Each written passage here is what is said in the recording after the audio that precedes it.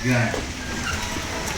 Mahalaga po na ano po bang araw ang celebrate ngayon? Ano po ang meron sa araw na ito ngayon? Hello? Wala ba ako usap? Linggo ng pagkabuhay, no? Kaya nga marami mga Kristiyano throughout the world ay sineselebrate yung linggo ng pagkabuhay o resurrection. Pero katulad po ng Holy Friday, marami pong maalala, pero marami po ang hindi nakakaunawa kung bakit tayo nagse-celebrate ng linggo ng pagkabuhay. Kung bakit namatay si Kristo at ngayon yung linggo ng pagkabuhay ang ating sineselebrate. Ano ba yung kahalagahan nito sa buhay ng isang Kristiyano? No? Bakit mahalaga ito sa ating buhay? At bago po tayo dumating po doon sa kalahagahan nito, mayroong bagay na nais ko po na maibigay po sa inyo, may communicate po sa inyo sa umaga nito. Ang sinabi po ni Pablo no, sa 1 Corinthians chapter 15, ano? Diyan po tayo mamamasa ng ating po ilang mga talata mula sa 12. Sabi niya, kung hindi nabuhay si Kristo, kung palagay natin hindi nabuhay ang ating Panginoon Yesu Kristo, ang sabi niya, ang papapahayag ng Ebanghelyo ay walang kabuluhan. No? Yung preaching daw, yung pinapahayag natin ng Ebanghelyo, ito po ay walang kabuluhan. Kaya sabi niya po sa 1 Corinthians chapter 15, verse 14a, no? Kung hindi binuhay ang ating Panginoon, sabi niya, kung sino hindi muling binuhay, walang kabuluhan ang aming pangangaral. Yung papapahayag ng Ebanghelyo ay, ito po ay sayang lamang. Walang magagawa. Mananatili pa rin tayo ganito. No? Empty, meaningless, ang lahat ng kanilang ginagawa. No? Yung preaching na ito ay hindi mahalaga, hindi naging kakaroon ng halaga.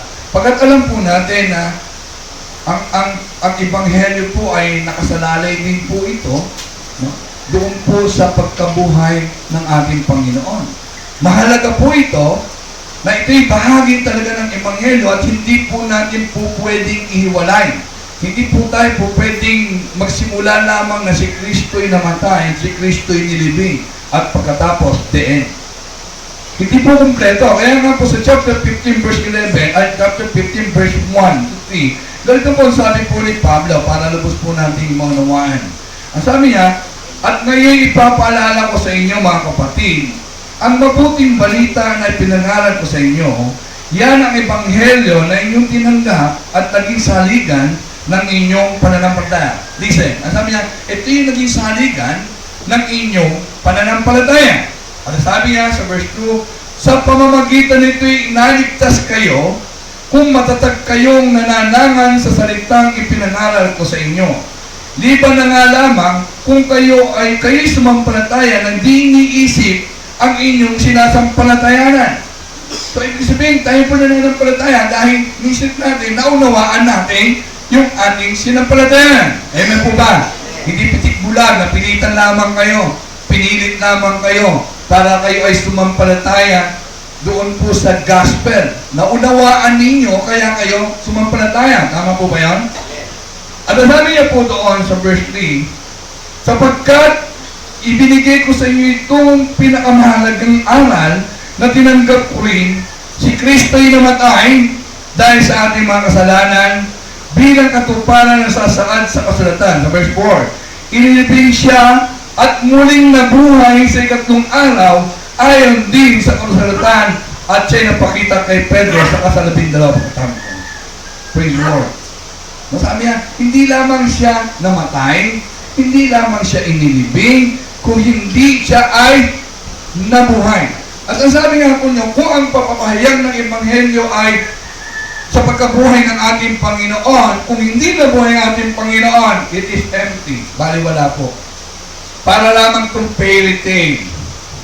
Isang istorya na isang napakaganda, no? Ending na, ang ending nila ay maganda, no? Pero dito, walang kabuluhan.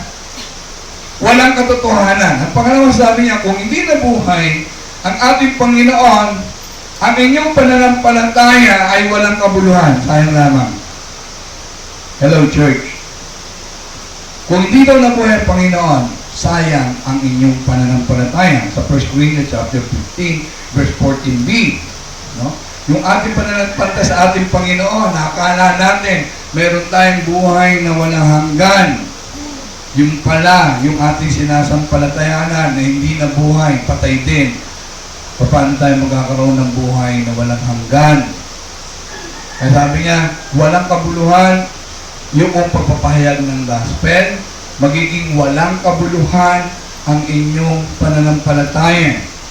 Ang pangatlo, sabi niya, kung hindi talaga binuhay ang ating Panginoon sa Kristo, sabi niya, yung mga apostol, no, ay mga bulaang saksi.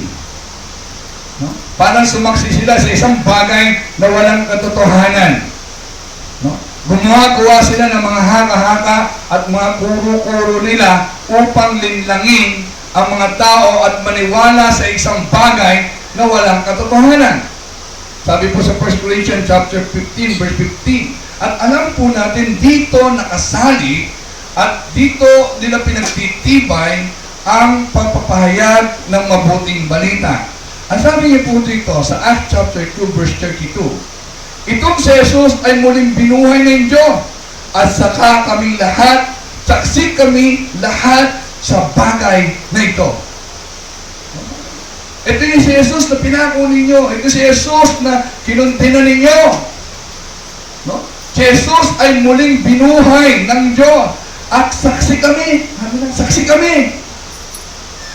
Eh kung hindi pinuhay ang ating Panginoon, di bulang saksi sila. Parang gumagawa lamang sila ng mga istorya at ito yung ginawa na upang sila ay makahikayat ng mga taong maniniwala. No? At sinabi nga po nila doon na sila daw ay nakapag-usap, tinuruan nga po sila ng ating Panginoon. Di buwan po sa inyo sa Acts chapter 10, verse 39 to 41. 39 to 41, Acts chapter 10, Acts chapter 10, 39 to 41. Ang sabi daw, saksi kami sa lahat ng ginawa niya sa lupain ng mga Hudyo at Jerusalem. Gayman siya'y ipinako nila sa krus. Ngunit muli siyang binuhay ng Diyos sa ikatlong araw. Nagpakita siya hindi sa lahat ng mga tao, kundi sa amin lamang na noon pa'y unay pinili na ng Diyos bilang mga saksi. Kami ang nakasama niya kumain at uminom pagkatapos at siya'y muli, pagkatapos na siya'y muling nabuhay. Saksi kami. Nakasama nga namin siya kumain. Uminom. Nakipag-fellowship. Yun po yung kanila sinasabi, eh kung hindi nabuhay ang ating Panginoon. Diba? Bulaang saksi sila na matatawag.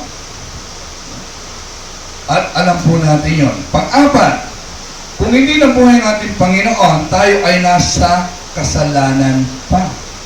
Hindi pa pinapatawad ang ating kasalanan. Sa 1 Corinthians chapter 15, verse 17, yun po yung sinasabi ni Pablo sa mga kumukontra, no? Doon sa mga taong hindi maniwala sa resurrection ng ating Panginoon. Ang sabi niya sa 1 Corinthians chapter 15, verse 17, ang sabi niya po rito ay ganito, at kung hindi muling binuhay si Kristo, kayo hindi pa nahango sa inyong mga kasalanan at walang katuturan ang inyong pananampalataya. So, umamatay pala talaga tayo kasi ang kabayaran ng kasalanan ay kamatayan at wala tayong buhay na walang hanggan kung hindi binuhay ang ating Panginoon. No? Kung hindi muling nabuhay ang ating Panginoon. Panlima, ang nananampalataya kay Kristo ay napahamak. Lahat na nananampalataya sa ating Panginoon. No? No atonement for sin, no eternal life, no? Parang lahat ay baliwala, lahat ay napahamak. No? At ang pang-anim, ang pinakamasakit, ang sabi niya po ni Pablo, yung mga Kristiyano daw ang pinakakawawa, nakakahabag ang Kristiyano kung hindi muling nabuhay ang ating Panginoon. Bakit po? Kasi tayo ay nais natin na mamuhay na malinis sa harapan ng ating Panginoon. Yung worldly pleasure na na-enjoy na maraming mga makasalanan, no? Ay hindi natin mai-enjoy. Hindi natin na-enjoy. Kasi nga nais natin na tayo ay maging malinis sa harapan ng ating Panginoon. Pagkat nais natin na makapiling ang Diyos panghabang buhay. Sabi ni Pablo, kung hindi nabuhay ang ating Panginoon, tayo ang pinakakawawang na buhay sa mundong ito. No? Bakit? Kasi sa pagpapahayag natin ng ating salita ng ating Panginoon, tinutuya tayo, pinagtatawanan tayo, no? Iniinsulto tayo, na tinatanggap natin yan. No? Talagang pinapanlangin sila, tayo nagsisikap na madalas siya sa harap ng Panginoon. Eh kung hindi nabuhay ang ating Panginoon, biruin mo naman, pinakakawawa tayo. Do you agree? Di ba? Pinakakawawa tayo. Yung pala naniwala tayo sa isang bagay na walang katotohanan, at yung buhay natin, inilaan natin na upang magsakripisyo tayo, mabuhay na malinis sa harapan ng ating Panginoon, na umaasa tayo sa huling panahon ay makakasama natin siya, yung pala, hindi naman pala siya totoong nabuhay. But praise the Lord! Ang Diyos na ating sinasampalatayanan ay buhay na Diyos! Glory! Sabi po ni Pablo sa 1 Corinthians chapter 15 verse 20. Ang sabi niya, ngunit ang totoo, si Kristo'y muling binuhay bilang katibayan na muling bubuhayin ang mga patay. Hindi pala sayang. Hindi pala tayo kawawa. Hindi pala walang kabuluhan ang lahat ng ginawa natin sa ating Panginoon. Yung pananampalataya pala natin ay hindi pala sayang. Alam niyo po kasi, ang sabi po ng Hebrew chapter 11 verse 1, ang pananampalataya daw po, okay, ang pananampalataya daw kasi, tayo'y may pananalig kung nagtitiwala tayong mangyayari ang mga inaasahan natin. At naniniwala sa mga bagay na hindi nakikita. Alam niyo kasi yung faith, hindi po ito isang bulag na pagsunod. Hello, church. Hindi po ito isang bulag na po. Hindi po ito isang pagtanong sa kadiliman na hindi po natin alam. Kaya sabi ni Pablo, dapat nauunawaan natin. No? Dapat talagang sold tayo. Na talaga si Kristo ay namatay para sa iyong kasalanan, si Kristo ay nilibing, at si Kristo ay muling nabuhay sa mga patay. Yun yung pananampalataya. At kung tayo matibay na naniniwala doon, hindi tayo basta-basta mauhugot at muling babalik sa ating buhay na ating pong nakagisnan. Kasi alam natin na muli tayong mamumuhay. Pero ang sinasabi ko po sa inyo dito, brother and sister, hindi po bulag ang ating pananampalataya. Hindi po bilang. Bakit po? Kasi may mga ebidensya o evidence of Jesus' resurrection. Na kailanman ay hindi pilit nilang tinatanggihan, pilit nilang sinisira, pilit silang gumagawa ng mga teorya tungkol sa resurrection ng ating Panginoon. Ngunit hanggang ngayon, ito ay matibay na saligan ng pananampalataya. Hindi nila nasira ito kailanman. No? Hindi nila nawasak. Hindi nila nailigaw. Pagkat po, ang ebidensya ito ay talagang matibay na sinasabi. Ano po yung mga evidences? Unang-una bago po yan, ang resurrection po, bago maganap, ay sinabi na ng Panginoon sa Old Testament. Pinahayag ni Hang David doon sa Psalm chapter 16, verse 10. Ang sabi ko sa Tagalog, pagkat di mo tutulutan ang mahal mo'y malaga sa balon ng mga patay, upang doon ay maagnas. I-prophesy, marami pa po doon sa Isaiah chapter 53 ay makikita po natin doon yung kanyang kamatayan, paghihirap, and then yung resurrection ay implied na naroon po. No? At ang ating Panginoon sa Kristo sa kanya pong ministry dito po sa lupang ito ay patuloy niya ipinapahayag yung kanyang resurrection. Di po ba tinulad niya ang kanyang kamatayan kay Jonas? Nasa ilahat na siya ay kinain ng isda, na nasa ilahat na po siya sa pitukan ng isda, sabi niya. Tinulad niya sa isang templo, nawasakin niya ito, at sa loob ng 3 araw, ito ay kanyang bubuin. Ngunit, ang kanyang mga alagad ay hindi po naunawaan ito. Hindi po ba? Sa resurrection niya po, makikita po natin sa Matthew chapter 12, verse 14. Yun po yung basahin po natin na isa. Matthew chapter 12, verse 14. Ang sabi po dito,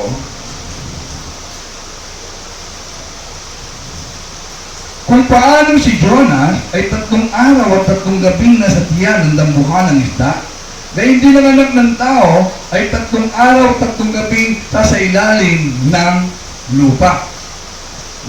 Doon po sa Matthew chapter 16 verse 21, no? Matthew chapter 20 verse 17, 21, sa gospel po ay marami po tayong makikita at mababasa na mismo ang ating Panginoon ay sinabi niya, mamamatay siya, pero muli siyang mabubuhay pagkalipas ng 3 araw. Ano po yung mga evidences? Unang-una po ay isang pinakamatibay yung empty tomb. Empty tomb. Alam po natin na nung ilibing po ang ating Panginoon, siya po ay nilalak sa isang kuweba, doon po siya ito po siya sa libingan, ay doon po siya nilibing, at ito po ay sinaraduhan ng mabigat o malaking bato, at pagkatapos po para matiyak, sigurista po yung mga religious leader that time humingi po sila ng order na ito po ay tatakan ng selyo ng Roman Empire, na emperador, na governor. Alam po natin na pag ito po ay silyado, ay sa history, sumatala, ay walang sino man ang po pwedeng magtanggal ng seal na yon. At kung sino man po mapatunayan ng sumira ng seal na yon, ang kanyang sistensya ay kamatayan. Di po ba? Kamatayan. Ang kanyang sistensya. At bukod pa nga doon po, kasi sabi po ng mga ibang jury, ninakaw daw po kasi ng mga disciple, no? yung body ng ating Panginoon. Pero parang nanakawan na hindi makikita at malalaman ng mga Roman soldier. Kasi nga, ang bigat-bigat no, bago mo maitulak yung mga bato na ito, no, ay talagang hindi mo kaya ito. At alam natin ang kalagayan ng mga disciple at that time. Sila po ay takot na takot. Inabandonan nila ang ating Panginoon. Si Pedro, tinanay niya ang ating Panginoon ng 3 times. At napakabigat na po. Sabi po ng mga scholar, yung daw pong bato na yon ay tumitimbang na halos na 2 tonelada o higit pa. Sipin niyo po yung 2 tonelada. That is 2,000 kilos. 2,000 kilos. Paano may pupulang mag-isa yun? Saka yung mga disciple, takot na takot, nag-iwan naman. Pero kung wala pong katotohanan, yung empty tomb na ito, kung ito po yung haka-haka lamang nila, kung sila po ay gumawa na noon, panalin na po natin ganun po ginawa na. It easily na pwedeng i-produce yung body of Christ. O maaari matuntun po nila. Take note, ang mga disciple po ay hindi umalis sa Jerusalem. Hello? Hindi po umalis sa Jerusalem, mga disciple. So, binasa niyo po sabi natin, Panginoon, hintayin niyo yung kapangyarihan na bababa sa iyo, yung banal na espiritu niyo, at kayo ay aking magiging saksi saan? Sa Jerusalem. Pag binasa niyo po ang mga disciple remained in Jerusalem. The first preaching ay the day of Pentecost. Amen? The day of Pentecost na marami talaga mga tao na sineselebrate po ito, at si Pedro ay tumayo upang ipahayag ang mabuting balita sa Acts chapter 2 verse 14 to 42. At ang binalita niya, ang premise niya ay tungkol sa pagkabuhay ng ating Panginoon. Di po ba? Bilang Kristiyano, tinayo niyo po yun. Kaya nga po, madali pong sirain ng ibang mga saksi yung preaching ni Pedro.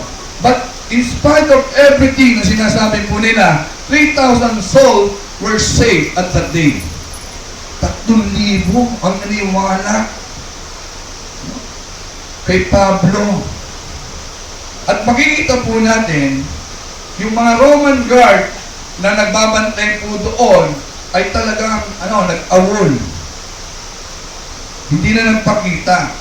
Nung mag-report po sila doon sa mga religious leaders, according to Matthew chapter 28 verse 11, sinabi nila yung mga pangyayari, wala na si Kristo doon. Ano sabi niya? Okay, huwag kayong mag-alala. Sabihin nyo, ninakaw ng mga disciple niya. At eto pera, kami na ang bahala. Kami na bahala magsabi sa gobernador. Kami na bahala magpaliwanag doon sa mga kinauukulan. At tinanggap to at lumayas pa sila. Hindi na nagpakita sa kanya. Alam niyo po kasi, ang sabi po ni Dr. George Carey, siya po ay isang estudyante ng Roman Military Discipline. Sinulat niya po, yung takot na nandoon sa puso ng mga Roman soldier ito because of punishment. Ang punishment po, pag sila po ay nagpabaya sa kanilang duty as a soldier, lalo po sa mga night watch na mga ganyan, sa pagbabantay, ang parusa po doon ay kamatayan. Kaya hindi po pwede magpabaya yung mga Roman soldier at hindi sila basta-basta papayag na yung kanilang binabantayan ay talagang manakaw o yung pinagbili sa kanya ay hindi matupad pagkat ang kapalit nito ay yung buhay nila. Kaya maingat po sila, masusi talaga at matapat silang magbabantay doon sa kanilang pinagbabantayan. Makikita din po natin yung great cloth. No? Doon po sa John chapter 20 verse 5 to 10, nakita po nila yung hindi totally empty. Yung body, wala. Pero yung damit na binalot sa ating Panginoon, yan lahat na ito ay nakita nila doon sa loob ng libingan. Yung empty tomb. Sabi nga na ibang, baka nagkamali lang sila ng punta ng puntod ng libingan. Kaya wala ng laman. Hindi po maaari. Kasi nga, yung pulugan ng pinaglibingan ay walang iba. Mag-iito po yung kay Joseph of Arimathea na garden. Kasama po sila nakipaglibing. No? Kaya nababalikan nila eh. Alam nila, tukoy nila, kaya hindi po pwede na nagkamali lang ng punto. Na maaari, pagka Todo los Santos, magkamali kayo. Maligaw kayo sa dami na nandun tao. Doon sa Loyola, hindi nyo kagad makita yung punto. Pero hindi po pwede, no? Nandun po yung great cloth din talaga. Nakita po nila, natiyak nila, na yun talaga yung pinagbibingan. At pangalawang pumatibay po ebidensya, ay nagpakita po ang ating Panginoon bodily, hindi spiritual, no? Bodily, na nakita po ito ng marami, no? Mga tao. Unang-una po kay Mary Magdalene sa Mark chapter 16 verse 9, sa John chapter 20 verse 20, sa mga iba't ibang mga babae sa Matthew chapter 28 verse 8 and 10. Alam po natin, ang babae po ay hindi pinapayagan tumistigo sa korte. Pero, ang mga gospel writer na ito, ay inilagay po nila ito, sinulat po nila ito, parang hindi nila inantala yung kultura nila na hindi tatanggapin. Pagkat ito yung katotohanan. At wala po, hindi po mapasugunian. Pangatlo, nag-appear po sa disciple niya. Hindi naman sa iisang pagkakataon. Sa maraming pagkakataon. Unang kay Pedro sa Luke chapter 24 verse 34. Okay? Disciple niya, yung dalawang nagkukwentuhan, papunta sila sa Emmaus. Nakisabay po siya rito, nakipagkwentuhan siya. No? At nung makilala po siya, kumakain na nakilala po sila ito, At pagkatapos nung dumating po yung dalawang ito doon sa mga disciple, doon po sa Luke chapter 24, verse 36 to 43, no? Doon sa 11 disciple, ay nagpakita uli ang ating Panginoon. No? Doon po sa John chapter 20, verse 24 to 29, kay Thomas, after 8 days, no? Saka sa mga disciple noon, doon po siya nagpakita muli at doon dineklara ni Thomas na sa kanyang Panginoon ko at Diyos ko. No? Nagpakita uli siya doon, again, doon po sa lake o sa Sea of Tiberias, sa John chapter 21, verse 1 to 23, doon sila po ay nangingisda, si Panginoon nagluluto na, sila pinasabi, hulog mo yung lambat mo. No? Nakahuli po sila 153 na malaking isda at sila'y nakasalo na ng ating Panginoon na kumain at doon po ni-restore ng ating Panginoon si Pedro sa ministry. No? Patala po ni Pablo sa 1 Corinthians chapter 15 verse 16, ang sabi niya, nasaksihan ito, no? Na maraming mga tao, 500 na mga katao nung siya ay papanik sa langit. 500. Sabi po nila, nag-hallucinate lang daw yung mga tao nakakita. Pero ang hallucination po, nangyayari lamang sa isang tao. Pag ikaw nakadroga, pag ikaw si, kung ikaw ignore, hallucination, no? Nangyayari, isang tao, not in different person, at hindi po pwedeng 500 pare-parehas ang hallucination. Kung may mag-droga kayo sabay-sabay, hindi pare-parehas ang hallucination ninyo. Di ba, yung aking kaibigan nung mag-hallucinate siya, lumana siya, sabi niya, may mahabol sa kanya. Wala namang mahabol. Diba? Hindi hallucination. Iba't ibang tao, iba't ibang lugar, iba't ibang oras, iisa ang nakita ang ating Panginoon sa Kristo. Last nga po is ascension niya. No? Kaya sabi nga sa mga nadasintinigin niya si Jesus, wala na. Bumalik sa langit. Hindi lang po, sabihin po natin, maaari sabihin natin, lahat ng mga witness na yan ay mga peke. Kasi, ano sila eh? Alagad sila ng ating Panginoon. No? May hostile witness po tayong po pwede magpatunay. Kilala niyo po si Saul? Hindi siya rin Saul. Si Saul? Kilala niyo? Si Pablo. Hindi niyo kilala si Saul. No? Si Saul, bago po siya tinawag ng ating Panginoon, ano po ang kalagayan niya? Sinipersecute niya, di ba? Galit na galit siya sa Panginoon, in church, galit na galit siya, in Christianity, galit na galit siya. Pagkat hindi sila naniniwala na ang mga preaching na apostol ay talagang totoo. Pagkat sinasabi niya, banda ito sa kanyang relihiyon, kailangan masugpo ito, mga sinungaling yan, mga hindi tama sinasabi. Pero nung siya ay patungo sa Damasco upang lalong habulin ang mga Kristiyanong ito on the way to Damascus, nagpakita ang Panginoon sa kanya. Kinausap siya, Saul, Saul, bakit mo ko tinutugi? Bakit mo ko pinipersecute? Sino ka? Ako si Kristo. Ako si Jesus. Yung sabihin na hallucinate si Paul. Hostile witness yan. Kung pagdating sa husgado, yan ay kontra. Pero dahil napatunayan niya sa kanyang sarili na si Kristo'y buhay, buhat noon hanggang siya'y mamatay, ay hindi niya tinalikuran ang pananampalataya at paniniwala na si Kristo'y buhay. O paano na ito ba? Mapapatunayan yung mga bagay na ito. Ano ba mga ebidensya? Yung changed life sa mga apostol. Hello? Di po ba takot sila nung mapatunayan nila, naunawaan nila yung sinasabi ng ating Panginoon, sila ay naging matapang. Baliwala kung pinipersecute sila, baliwala kung mawalan sila ng mga ari-arian, baliwala kung ipakain sila sa leon o ipako sila. At yung mga sumunod sa mga apostol na ito, namatay sila sa paniniwalang na totoo ang mga bagay nito. Yung ebidensya kanilang nasaksihan ay totoo. Sino ang taong handang mamatay sa isang kasinungalingan? Nabuhay mong kapalit. Nagsabi ka ng kasinungalingan, pero pagka yung kamatayan na, ang darating sa iyo, hindi Kaya nga pagka pinahirapan ka look, di ba? Pag pinahirapan ka baka ngayon, pahirapan ka ng mga pulis o kung sino man. Baka pati si Rizal, aminin mo ikaw pumatay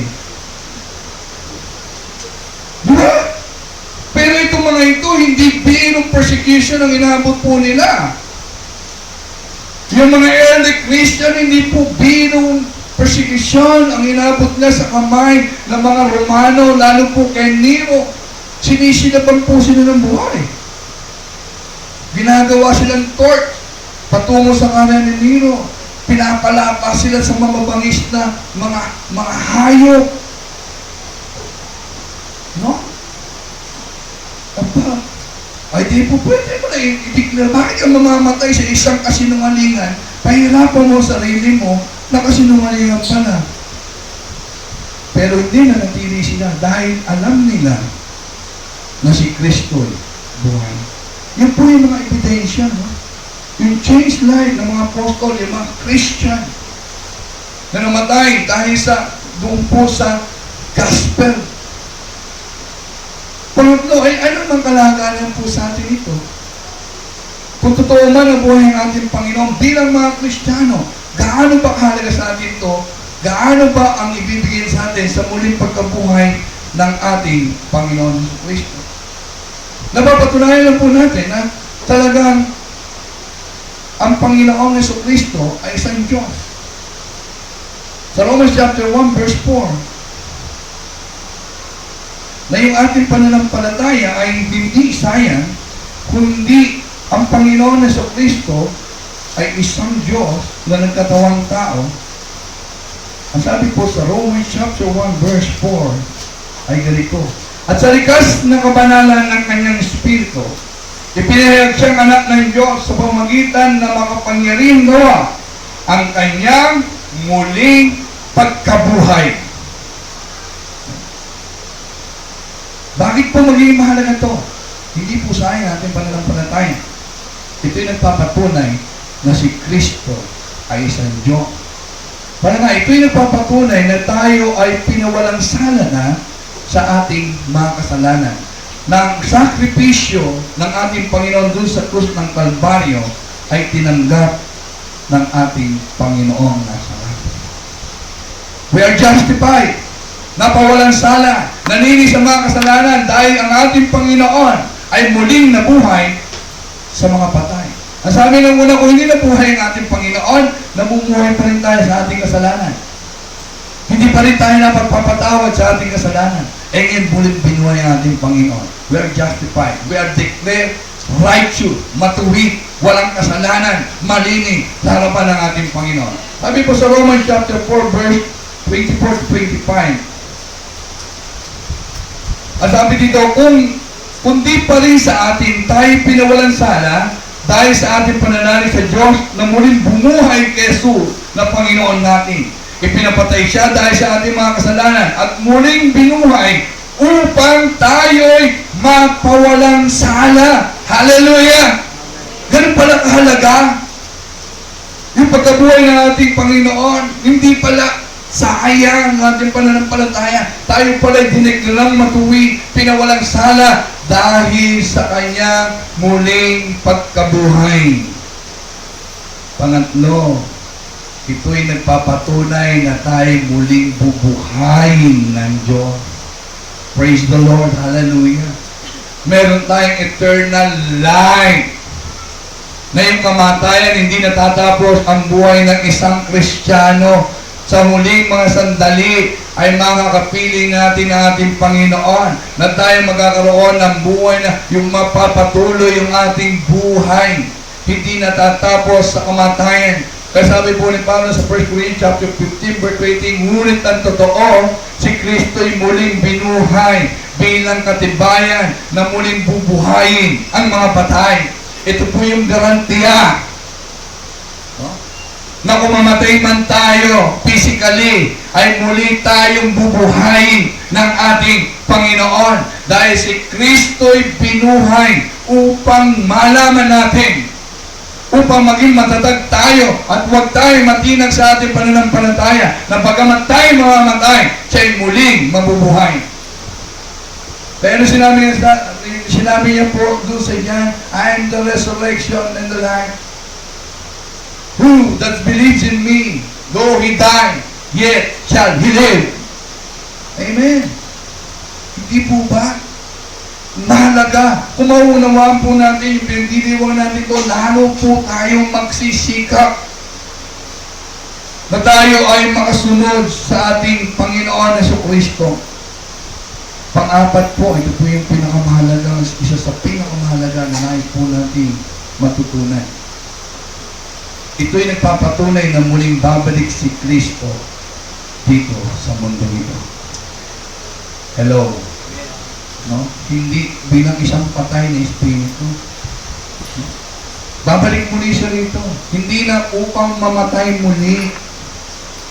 Hindi para isilang muli bilang isang bata sa sabsaban. Hindi para siyang tagapaglikta na muli magsasakripisyo, papaluin, hindi ibig, mamamatay muli doon sa krus ng Kalbaryo. Listen, church, babalik siya upang hatulan ang tao. Yun po isang pinakamahalaga na dapat po natin manuwaan. Nang pagkabuhay na muli ng ating Panginoon ay garantiya na yung mga nakikita yung masama dyan, na sa palagay nyo ay nabubuhay na matiwasay at masaya, na nagpapakasasa sa kanilang mga kayamanan, darating ang isang araw ay muling darating ang ating Panginoon. Watch out. Ang sabi nga po ng iba, yung naganap pong lunar eclipse is one sign ng ating Panginoon ay malapit ng dumating. Yung mga nangyayari, mga kalaguluhan, yung mga lindol, yung mga pani, yung mga war na nakikita nyo, what out? Yung pagpasok po ng Russia sa Ukraine ay isang senyale. Isang senyale na malapit na. Nung pong pinag-aralan po ng mga scholars to, yung direct, yung umlan na, pagkatapos sa Ukraine po, ay malapit at malapit sa bansang Israel. Pakinggan nyo ang mga panoorin nyo, maging estudyante kayo, Israel. Maging maingat po tayo. Pagkat nakikita po natin ang lahat ng mga sinasabi sa Matthew 20:25 sa muling pagparito ng ating Panginoon sa Kristo. Sinabi po yun. Kung sabi nga na iba, ng mga inedit daw. Pero, watch out. Tignan po natin. Huwag tayo maging kontento. Huwag po tayo tutulog-tulog. Be vigilant, be sober, be alert sa mga nangyayari sa ating kapaligiran. Kaya nakikita niyo po, walang katapusang gera. Walang katapusan ng mga civil war na nangyayari sa Middle East. Kaya nasabi niya, upang hatulan, muling babalik. Yung kanyang pagkabuhay na muli ay upang sa kanyang pagbabalik ay hatulan tao. Kita niyo po sa Acts chapter 17. Acts chapter 17, verse 30-31.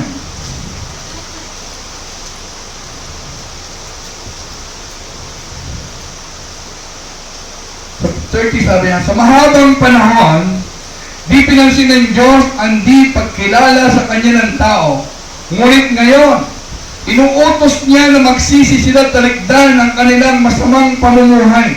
Verse 31, sapagkat itinakda na niya ang araw ng paghuhukom sa sanlibutan, at ito'y buong katarungan niyang gagawin sa pamamagitan ng kanyang hinirang. Pinatunayan ito sa lahat ng buhay niyang muli ang taong iyon.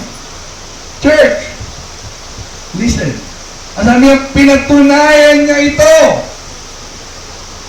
na yung mga makasalanan ay may ninakda na siyang paghukom at pinatunayan niya ito ng kanyang muling binuhay ang kanyang hinirang. Huwag po kayo mag-alala. Hayaan niyo lang po sila.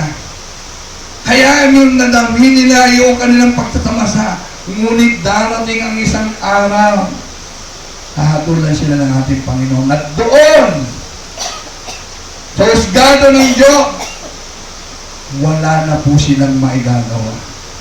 Wala nang padri-padrino. Walang may pera doon. Walang may kakilala doon. Lahat ay pantay-pantay. Pinatunayan ito ng Panginoon na siya ay babalik muli sa muling pagkabuhay ng ating Panginoon. Pangalawa, upang kunin ang mananampalataya sa Kanya, upang tayo ay sumapiling ng ating Panginoon. Doon po sa John chapter 14, verse 1 to 3, po sabi niya, huwag kayo mabalisa, sabi niya sa mga apostol niya. Huwag kayo matakot, huwag kayo mangamba. No? Pupunta ako sa aking ama. Sabi niya, doon sa aking ama ay maraming mga tahanan. Ipagkagawa ko kayo ng tahanan. At pagyari ng iyong tahanan, muli akong paparito upang kayo ay kunin. Upang kunin din ang Panginoon. Sa 1 Thessalonians chapter 4, verse 16-17, ganito rin po ang sinasabi. 1 Thessalonians chapter 4, verse 16 to 17.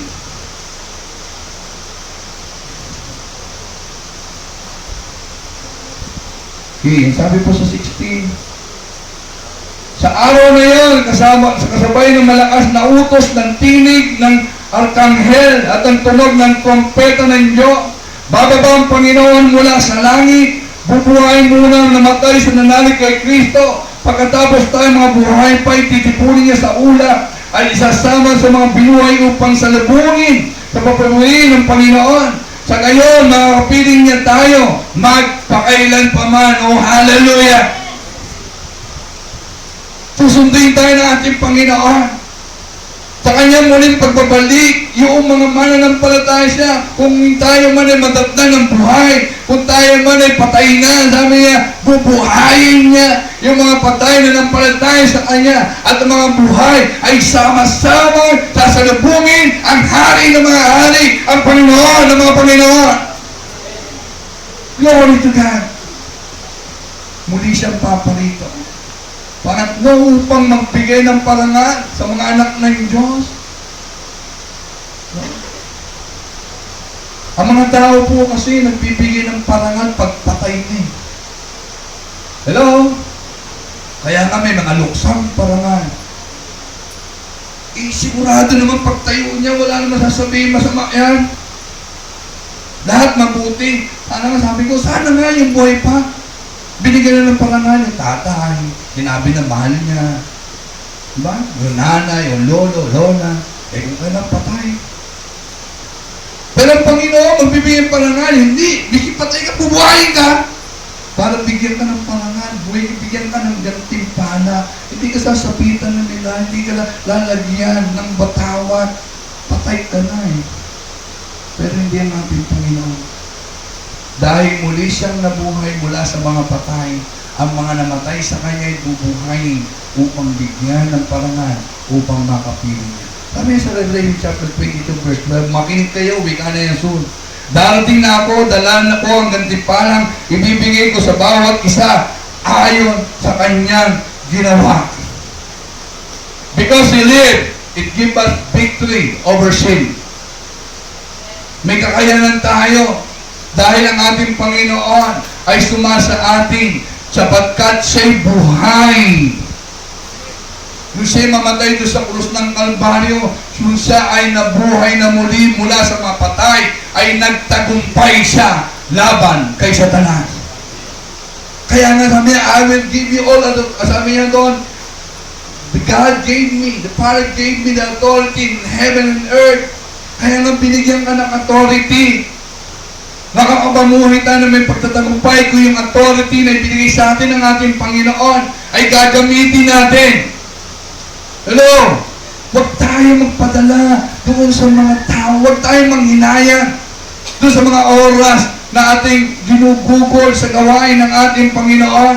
Huwag tayong manghinayang ng kung tayo namumuhay na maayos at matuwid sa harapan ng ating Panginoon. Huwag kang maninibugo sa mga taong akala mo ay nagpapasasa ngayon, ngunit darating ang isang araw sa kanilang buhay na sila'y mamamatay. Huwag po natin kainitan yun. Listen, church. Ang sabi po ni Pablo, magkatapos po niyang diskusyinin ang lahat ng ito, matapos niyang patunayan na si Kristo'y nabuhay mula sa mga patay. Matapos niyang wasakin ang mga lahat ng alalahanin ng mga Kristiyano sa mga bagay nito. Listen, open your Bible to 1 Corinthians chapter 15, verse 58. Wala po kayong Biblia, makisuno po kayo. No?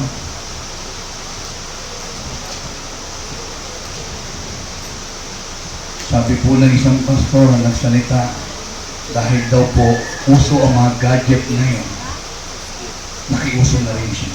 Kaya pag sinasabi niya, buksan ninyo ang inyong mga cellphone at mga iPad at mga iPhone. No? Hindi po dito, ha?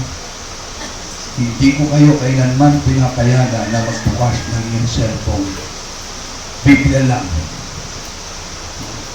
Biblia lang. Huwag niyo po namin na tayo. Yung mga gadgets sa labas na po, okay lang po yan. Okay, lalaba, may Bible kayo, doon nyo na po buksan yan. Pero within this church, I encourage you to bring your Bible. Amen po ba? Kasi sabi ko nga po sa inyo, hindi ko alam kung ang binubuksan nyo ay Bible talaga o nakikipag-chat lang kayo o nakikipag-text lang kayo. Buti na yung mga maliwanag. At hindi ko po pinapayagan talaga dito. Miski mga na po tayo. Bisa makakita po kayo dyan. Pero kadalasan po, mabubasa tayo ng Biblia. Okay, maliwanag po ba? Kaya kung wala may Biblia, pakisunod mo muna kayo. At kayo makinig kung wala po kayo katabi na may Biblia. Ito po yung isang bagay na dapat po natin maunawaan at dapat po natin tunay na angkinin at panghawakan. Ang sabi niya po sa Tagalog, 1 Corinthians chapter 15, verse 58, kaya nga mga kapatid, magpakatatag kayo, huwag kayong matitina, magpakasipag kayo sa gawain para sa Panginoon. Yamang alam nyo, di nasasayang ang inyong pagpapagal para sa Kanya. O hallelujah. Palagpakan po natin ang Panginoon. Lahat ng gagawin ninyo, lahat ng sakripisyo ninyo, lahat ng mga oras na ginugol nyo para sa ating Panginoon, sa tamang panahon, lahat niyan ay hindi masasayang at kayo ay bibigyan ng parangal ng ating Panginoon. Hindi po masasayang. Kaya huwag po kayo manghinayang. Kung kayo pinagtatawan, okay lang. Kung sinasabi niya sa pastor, alas na ito masisira, ulo niya sa pagbabalas niya, okay lang. Lagi niyo pong tatandaan, mas lalo po nating bigyan ng kaluguran at kasiyahan ng ating Panginoon kaysa sa mga tao. Sa mga tao po, mabibigo kayo. Sigurado po, mabibigo po kayo. Ang mga tao po ay may limitasyon, pero ang Diyos natin pinaglilingkuran ay walang limitasyon. Ang Diyos na pinaglilingkuran nyo ay kayang ibigay sa inyo ang lahat ng bagay ng pangangailangan ng bawat isa sa atin. Sana po sa umagang pong ito, maunawaan natin yung kahalagahan ng muling pagkabuhay ng ating Panginoon. Hindi na tayo nagigaya. At pag tinanong tayo, ano ba, bakit mo sineselebrate ang pagkabuhay? Bayawan po, sabi nila eh. Hindi lang, talubong lang. Mahal ka po natin maunawaan. Kasabi po ni Pablo, sa inyong pananampalataya na maunawaan ninyo yung pananampalataya na ito. Hindi po kayo mayaalis ng anumang turo at aral. At patuloy tayo magpapakasipat sa gawain ng ating Panginoon. Patuloy tayo magpapagal upang ang kanyang kaharian ay maisulong natin sa mundo dito. Ang buhay po, panandalian namin. Kung ito'y ginugugol natin sa mga walang kwenta sa buhay na ito. Ngunit ang buhay na ginugol sa ating Panginoon ay magpapatuloy, magpakailanman. Panginoon, marami pong salamat sa umagang ito. Sa iyong mga salitang nahayag sa aming kalangitnan. Oo, marami pong salamat, Panginoon, na pinatunayan mo sa amin na kami muling mabubuhay pagkatapos ng buhay na ito. Nung iyong buhayin mula sa mga patay ang aming Panginoon Jesucristo. Marami po salamat sa katiyakan to. Na alam namin ang lahat ng aming pagpapaulan. Alam namin yung aming pananampalataya ay hindi nasasayang pagkat nakasalig ito sa katotohanan na yung mga salita, Panginoon. Marami pong salamat. Ipinagkakatiwala ko po sa ito, Panginoon, ang mga salita mong nahayag na ingatan niyo po sa puso ng bawat isa.